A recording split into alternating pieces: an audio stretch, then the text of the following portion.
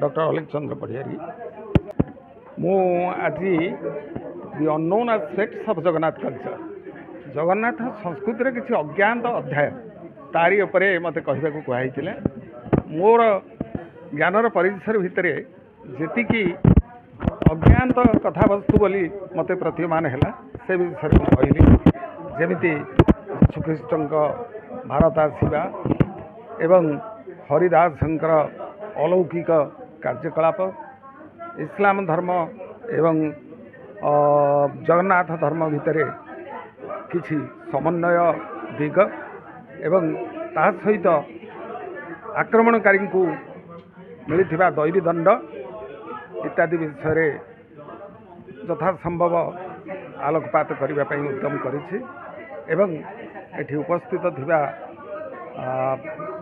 श्रोता माने मध्य नीरव बहुत समय दीर्घ 2 घंटा धरिक अंशग्रहण करिसेंती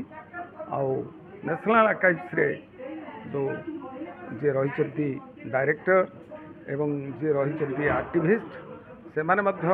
नियमित भाव में यह कार्यक्रम करुचंती जहाँकि आमर ज्ञानर परिसर को अभिवृद्धि करिबारे सहाय्य करुच्ची तेणु मुझे मोर तरफ कृतज्ञता जनाऊँगी यही आलोचना चालू रहू एवं नुआ नुआ कथा मध्य लोकलोचन को आसू जगन्नाथ कल्चर करते आज जो जगन्नाथ को जिते आक्रमणकारी जो हरिचंद गोटे समय तार कौन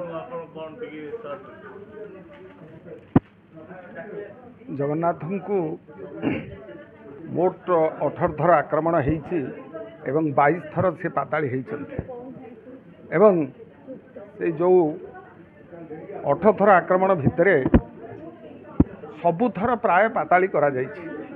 किंतु केतेक आक्रमणकारी दैवी दंड पाइकरी कहार चिलिका भितर मृत्यु होइछि कहार घोड़ा उपर पड़ी मृत्यु होइछि काहाकू रोगरे मृत्यु होइछि काहाकू